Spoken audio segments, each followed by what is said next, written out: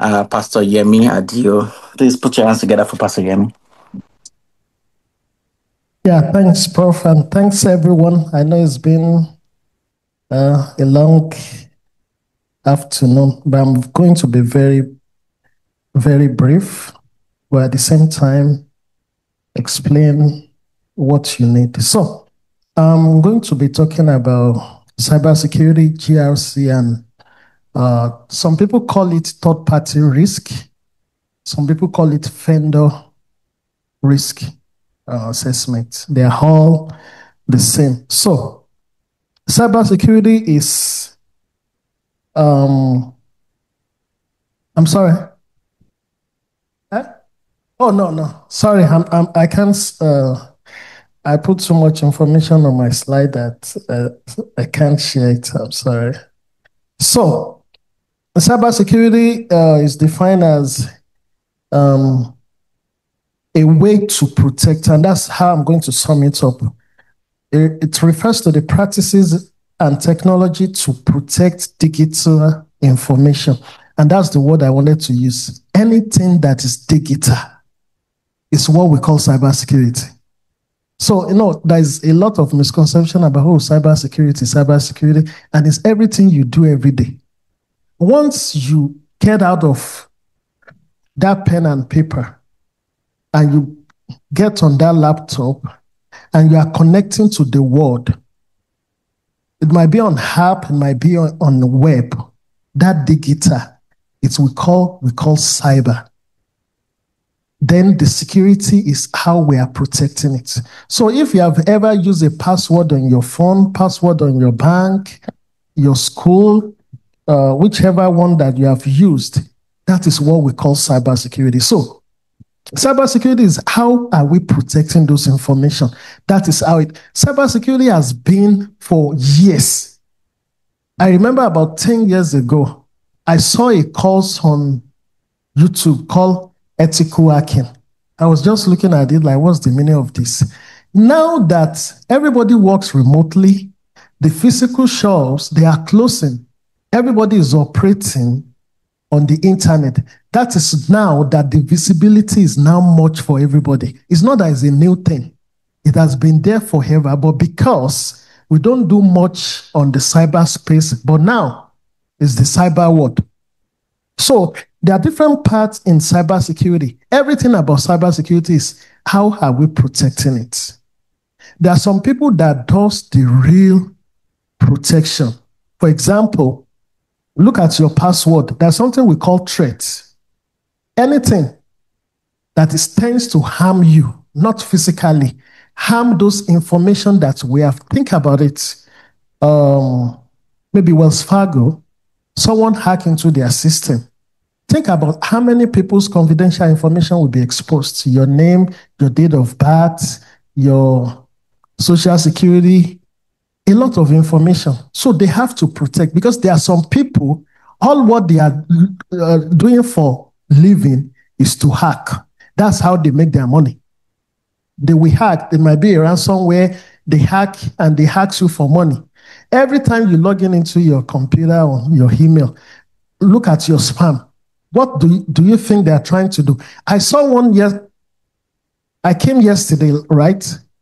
I returned, it was on Thursday night. This Blessed Assembly video that we did. Someone sent me email from New York, and is from a law firm, and they sent an email. So he sent an email that from the video that we put on internet, that there's a portion of a song that we use, and they are law firm for those who have the copyright, that they give us 3 days to bring it down, or they are going to have a law proceeding against us. So the first thing you wanted to do is that I look at it. I look at that email, and they put a website link there. I did not click that. I type it to another web, and it opened up a law firm actually in New York. I said, really? Okay. I was looking for their contact. The same contact on that website is the same contact number that the person put in the email. But you know what? I go down, I look at when was that website put into production, and it was 2025. So that is one red flag. Number two, you know what I did? I was in California on Thursday. It was 11 p.m. and I was on phone with my wife. It was 1 p.m. in Dallas. And I called that number and someone picked that number. I said, like, which law firm doesn't sleep that someone will, and he's a man. And he said, how can I help you? I said, don't worry. I said, don't worry. I now told him, I don't know what kind of law firm still open at 11 p.m. You know what I did? I copied the email and I pasted it on Google. And I saw people as if they have been doing something like that. I go on Reddit, all those things, and I said, oh, that's just what we are saying. That could be a company. And they could lose a lot of money. So all what about cybersecurity is that how are we protecting the digital information? So there's some part of it that they are technical. Technical that I mean is that you go on there, you are the one writing code, you are the one, there's something we call security operating center, that they are the one that look at it, they are the one who did the security for the company. For example, like their firewall, for malware, those phishing, they prevent it. They are the one, when they see issue like that, they are the one who do the configuration for their firewall, and they are the one who is controlling it. So that is part of the technical parts. Those parts, you need to have foundation of networking, like you need to know IP address, you need to know the classes of IP address.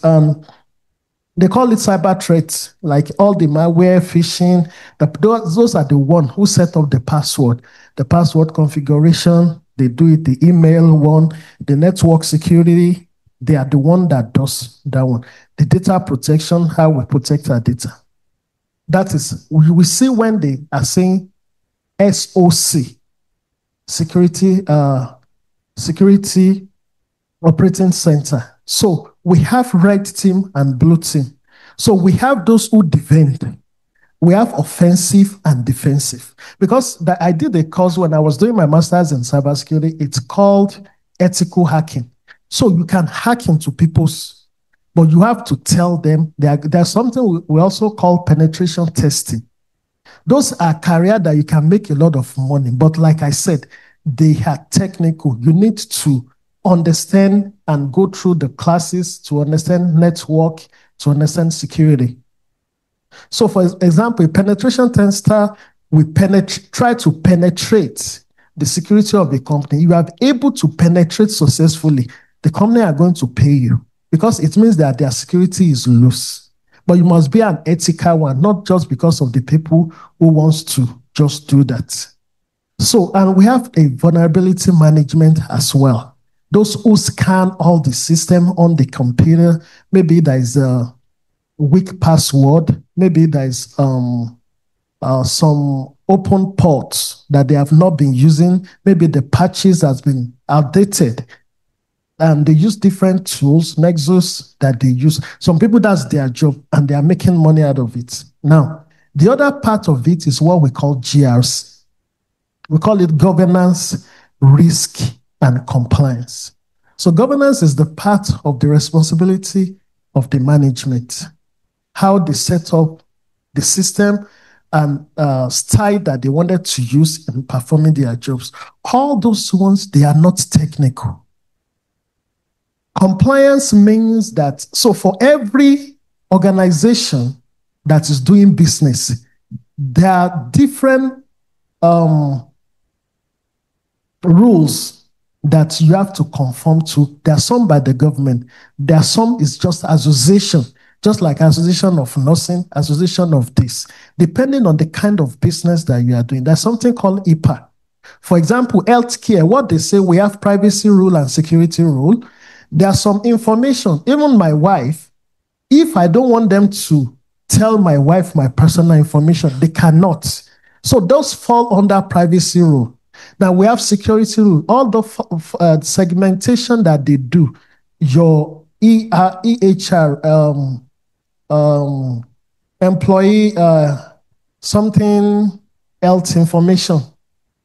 All those information, how are we protecting it? That's EPA. If you are into healthcare, you must be in compliance. So who set up those compliance is a GRC analyst. There's something we call PCI, payment card industry. Any company that your card, when people swipe that card, you have information of that card on file. You have to be in compliance with it. There's something we call SOX. In 2022, the company that duped people, Hemron. So 2002, the House of Assembly, the House, they passed a law that every company that is listed on stock exchange, they must always do what we call IT. They must have IT control over financial reporting. So that is another one. Another one is ISO 27001. Any company, America, if you are doing business with any international company outside America, they don't believe in the one we have in America. There's one we call international standard. So ISO is International Standard Organization. You have to go through that audit. There's something we call SOC 2. It's different from Security Operating Center. That one is any company that's providing service to people. For example, if my company, for example, we wanted to do 401k for all my employee, maybe we want to use Fidelity. If I'm giving out my company information, my employee information to the Fidelity, two things. How am I sure that the security of Fidelity is secure that tomorrow, because if you are doing 401k, they will have access to your name, your address, your date of birth, your social security, even the one for your family too. So how am I sure that before I give my information to them tomorrow, I won't find those information on the dark web? Secondly, what about tomorrow? If they sell, they are no more existing. So that's what we call SOC 2. So all those certifications, then we have data privacy as well. California is the first person who did that in America. We have European GDPR that really works in the Europe. America is still lacking behind doing those things. So all those things, they are certifications that those companies go through every year. And you can work as a GRC analyst, GRC consultant. In fact, there are some people that they call them risk analysts. Because for every company, you have to estimate so those are areas that you can get job. That most of the thing you do is writing their policies, writing their procedure. So that's about GRC. You can get a job as a GRC. You can get like a risk analyst. Then there's something, so what they do, develop IT policy, procedure, standard of procedure, write control testing, do some testing, make recommendation, follow up, do meeting with everybody that is needed to have the meeting with, write reports. Another part is whom we call IT audit. IT audit audits all the systems that you use in the company because we wanted to be sure that they are working the way they're supposed to go. So IT audits will come, whatever the GRC analyst has prepared. There's always annual audits. Some are 3 years. For example, ISO 27001 is every 3 years, and every 1 year you do what they call surveillance audit. So you can actually work internally or externally. If you look at the company they call 4 big company, they are accounting firm like Deloitte, KPMG. Those companies, if you work for them, you are an external auditor. You go and audit another company. And a company can employ you as internal auditor. So that one, you are just working for that company. So most of the thing that GRC has done, that is what an IT auditor go and test. And if I'm telling you testing, you are not using any tool to test. It's just like look at their policy and the control. What are the evidence for this control? For example, if you say your password configuration setting is 12 parameters, I need a screenshot of maybe your Active Directory or your group policy that tells me it's 12. So those are the things that we communicate. But why you do the training is that it exposes you. Why GRC is different from other thing is that you need to have at least associate degree. Because if you look at the requirement, because this work is not handy. You can code without being able to speak English. But GRC is not that. You are communicating with the senior level directly. So they want to see that level of your communication. I've seen people being fired because of email. So your level of communication, all those things that you do, because why GRC is very important is that people don't know. If they did not pass an audit, that company failed to exist. And you need to exist before you do business, before you make money. That is how far. Then you are dealing with mostly the senior management. So an auditor will test. And when auditor tests, most of the thing that GRC has done is what auditor tests. So is it easier for someone to be a GRC, to get either a job as a GRC or as an IT auditor? Because the only difference between IT auditor also, you write reports, you do the testing, whereas GRC also does that. You follow up on the remediations and make sure that it's being remediated, and you also write reports and you give your updates.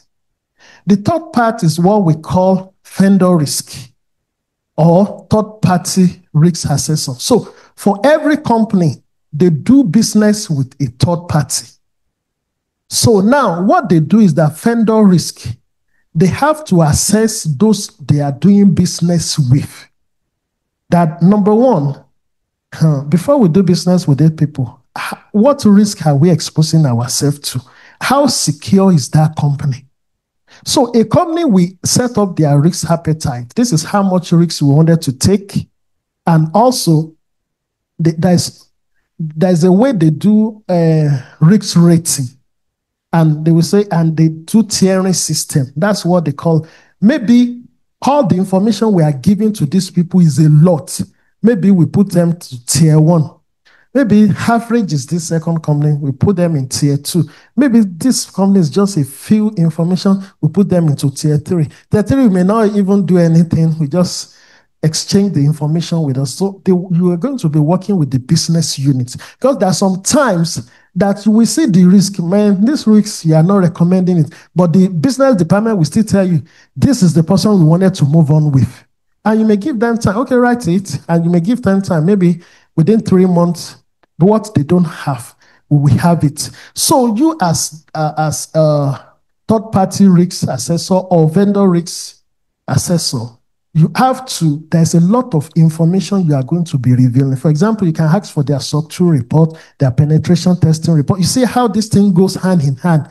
You may not perform a penetration testing, but you need to know how to review those testing and see. Because some people, even their audits they are giving you, it might be 5 years ago, and you need it for this year. If you don't look at the data and audit period, you might take the wrong information that you're supposed to take. So, I will tell you, IT audit, GRC, and third-party risk, they are 60% interwoven. So you can take a class for 60%, then the 40% is the area. And the truth is this, you can look for job in those 3 areas. So my experience in GRC and IT audit, and to be sincere, there's no job that is a lot of people. Every job, type any job on LinkedIn, you will see 200 people. No, there was a time I was speaking with Sister Wumi, and I said, every job, that there's too much people. You know what she told me? She said, and I will put my resume too, and my own will be part of it. You know, those things really, I remember the day she told me that, and I said, wow, and that's the truth. Because you'll be looking at, 300 people, what's your own problem with 300 people? You are not the one who is going to, because half of 300, rubbish is what they put there. Most of them were not even aligned with the job. So when you are looking at that, you wouldn't even apply. Because there's no job that everybody is. Just like they will lay off and they will hire. There's no big deal. In fact, if you have not been laid off, it means that you have not worked much in this country. But if I left and I was doing something else, I wouldn't have obtained it. Because I know some people complain, they didn't get the job, they didn't do this. I'm telling you, you will get the job. But my advice is that don't hand off that I didn't get a job. Be adding value to yourself instead of you saying you give up. Because, in fact, you may not believe it, one of those classes, maybe the web design or data analyst, I'm going to take it as well. I'm telling you, so be adding value to yourself, but don't give up. Because just like driving, the day you started driving, do you know how to pedal? It will be too much. If they say you should go to highway that day, will you think of going? That's just about learning in the word. You can't learn something 1 day, 2 days, and be able to know it. No, it's going to take a time, but you need to give yourself that time. The best people in the world, they started the day like you.